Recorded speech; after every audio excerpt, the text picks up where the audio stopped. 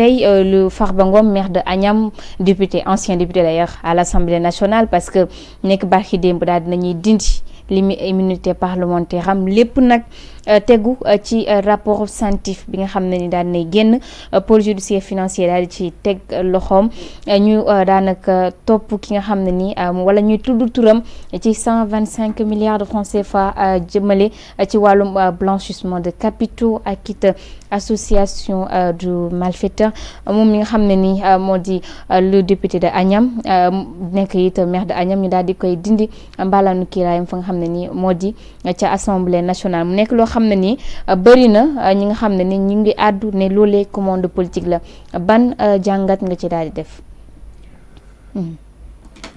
ñu wax ne commande politique la. pour man. ils n'ont pas tort. ils n'ont pas tort. pour man xam nga ne commande politique la on ne peut pas être sûr à 100%. On ne peut pas le rejeter à 100%. Oui. Il y a des faits troublants. Premièrement, durant la campagne électorale, oui. Il y a eu deux choses que le Premier ministre a dites. Yo xamné ni da fay tay xal. Il a dit ba mu démé Matam à Agnam. Il dit je vous garantis que Farba Ngom c'est sa dernière campagne électorale. Mais comment un Premier ministre peut s'exprimer comme ça? C'est sa dernière campagne, je vous garantis, c'est sa dernière campagne électorale. Deuxièmement, toujours durant la même campagne électorale, il a dit le poste de ministre de la Justice n'est pas un poste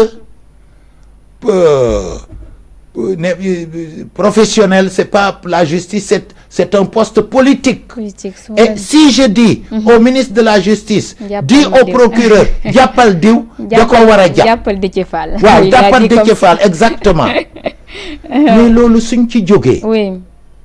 Lu mel ni arrivé Farba Ngom.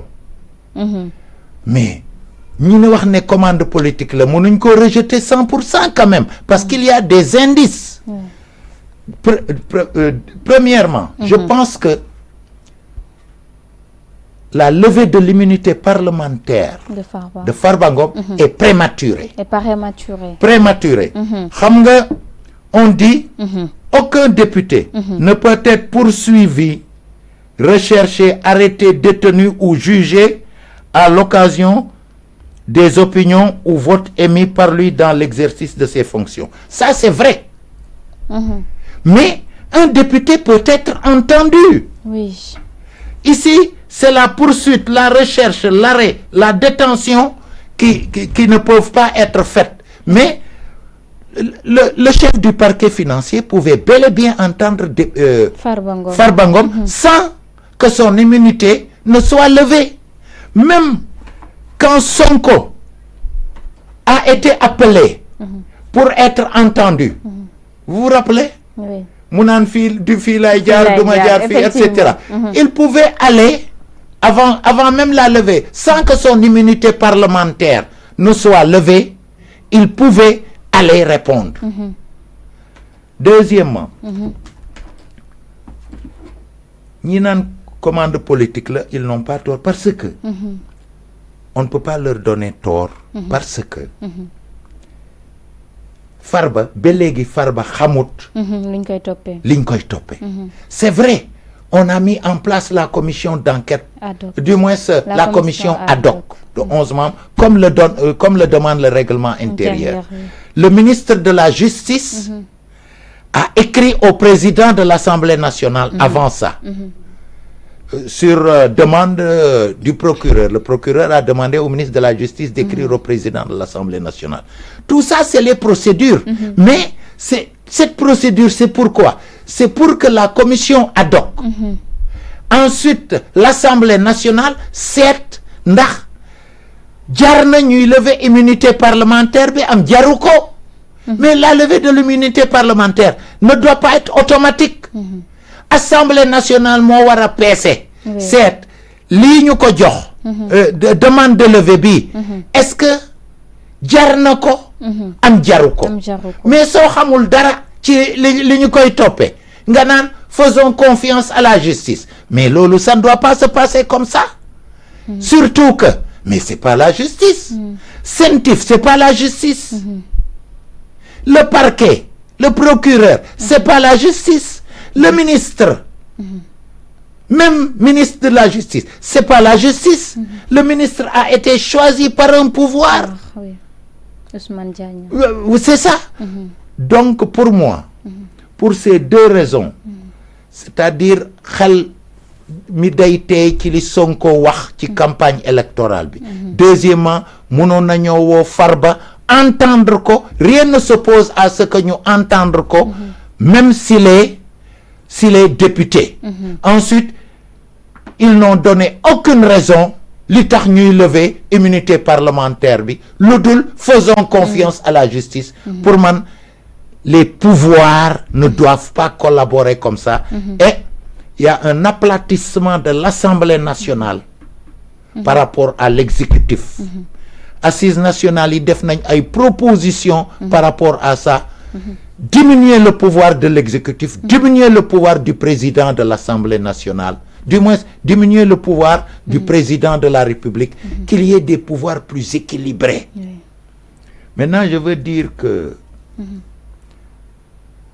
dama seetlu ne problème yu bari Sénégal malgré les alternances ça demeure on en est à la troisième alternance mais on rencontre les mêmes problèmes ku yegg si ci nguur gi daal foog ne doo fi jóge mukk li la tax a yegg si ci nguur gi sax nga commencé di ko jalgati xam nga notre problème mooy c'est pas un problème politique notre problème ça englobe et dépasse le problème politique nous avons des problèmes socio-culturels gis nga notre rapport avec le pouvoir est un problème socio-culturel et ça c'est l'éducation qui peut régler ça notre rapport avec le travail est un problème socio-culturel notre rapport même avec le bien public c'est un rapport socio-culturel notre rapport avec le temps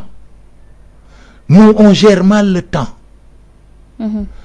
on n'est pas ponctuel on ne gère pas bien le temps on n'évalue pas on ne planifie pas effectivement c'est un rapport socio-culturel c'est pas un rapport politique c'est comme notre rapport avec le savoir malheureusement ça va de mal en pis mooy li ma la ko waxee rek gis nga nit ñi ils lisent de moins en moins ils se cultivent de moins en moins et la crise accélère ça fi ñu toll nii nit ñi talatuñu sax wut xam-xam Sénégal am xam-xam ak ñàkk xam-xam ñoo yem malheureusement ça nag c'est il doit y avoir sur un certain nombre de points un consensus national vu que c'est un problème socio-culturel nous la plupart de nos problèmes sont socio-culturels ils englobent et dépassent la politique tout notre pays doit discuter de ça comme on avait discuté des assises nationales pour qu'ensemble pour ñu mën a redresser pays bi mais je doute que ces manichéistes qui sont au pouvoir aujourd'hui puissent appeler les gens à un consensus national pour redresser le pays. Pour eux, il y a des anges d'un côté, il y a les démons de l'autre, malheureusement. Effectivement, ba tey ñu des ci le cas Farba Ngom doyen moo di tey dindi nañ immunité parlementaire am mënees nañ ko topp li nga xam ne nii moom lañ koy toppee moo di koppar goo xam ne nii dox na ci digg d'ailleurs ñu daal di ko ci tudd lépp nag di ci tudd ki nga xam ne it moo di Tahirou Sarr nekk njiitu Sofico tey mu nekk ñaari nit ñoo xam ne nii depuis très longtemps ñu ngi dégg seen tur ci ay mbir yi nga xam ne nii daal nay am tey lii bu amee ndax jàpp nga ne daanaka étape bi ci topp mooy ñu poursuivre ki nga xam ne nii moo di Farba ba teg ko loxo. clairement. suñu jàppee Farba ba tëj ko. du ma bett. du la bett parce que dafa mel ni. loolu la ñu bëgg. te li ma la wax léegi avant loolu la te gis nga ñoom Farba est riche d'abord pour man dans une république amul géwél amul géer amul ñeeño amul jaam loolu yëpp amul ci république dans une république tous les citoyens naissent libres et égaux en droit et en dignité maintenant opinion bi parce que ñoom les populistes ils veulent plaire à l'opinion looloo tax pour am na sax ñu naan alors jàpp Farba c'est une demande sociale mais réew su buggee dox ci yoon même nit ki soo ko foogee ne daa sàcc et cetera mbir mi dafa war a jaar ci yoon malheureusement foog naa ne li ñu bëgg tëj Farba xaw ma ndax Farba li ñu koy jiiñ moom la am déet de xamuma ci dara mais manifestement tëj ko la ñu bëgg malheureusement ni ñu débuté tey na xel tey na xel en tout cas ni ñu débuté tey na xel moo tax suñu tëjee Farba suñu jàppee Tahirou Sarr aussi duma bet xaw ma ndax li ñuy def liñ leen di jiin loo ñoom laam déedde xaw ma ci dara waaye une justice indépendante c'est le rempart de la démocratie loolu la assise nationale yi wax mais doyen aussi le cas Tahirou Sarr ndax nekkul di jéggi dayoo parce que Tahirou Sarr ci 94 milliards Tahirou Sarr ci maison bu président assemblée nationale Tahirou Sarr ci mbirum 125 milliards de francs CFA à chaque fois turam di dem di ñëwaat turam di dem di ñëwaat ndax mbir mi aussi jotul ñu def fi taxaw seetlu bu am importance. d'accord naa ci loolu. d'accord naa ci. ñu taxaw seetlu. d'accord naa ci 100%. waaye lépp nañ ko def. mu jaar yoon. ñu def ko par une justice indépendante. moo tax xam nga justice bu indépendante. dafay dalal xelu ñëpp. parce que. su justice bi jaaree fi mu war a jaar. lépp ñu jaarale ko ci yoon. képp ko am xaalis. bugg a ñëw investir Sénégal. sa xel day dal. parce que da nga naan même su ma ñëwee même su ma baree xaalis aussi. su ma ko investiree. de toute façon yoon moo fi nekk. waaye mbir mi su jaarul yoon. soo amee xaalis. da nga naan fii su ma ñëwee investir ko. mun nañ maa ëpp doole nangu sama xaalis mbaa tëj ma et cetera. gis nga moo tax justice ak développement justice ak attractivité pour les investisseurs. dañoo ànd. waaye suñuy jalgati yoon. di def populisme naan on veut plaire à l'opinion. nit am xaalis rek nga tëj ko. nga foog ne am xaalis délit la. et cetera loolu du tax investisseurs yi sawar. justice bu jaar yoon facteur de développement la. c'est ça. effectivement.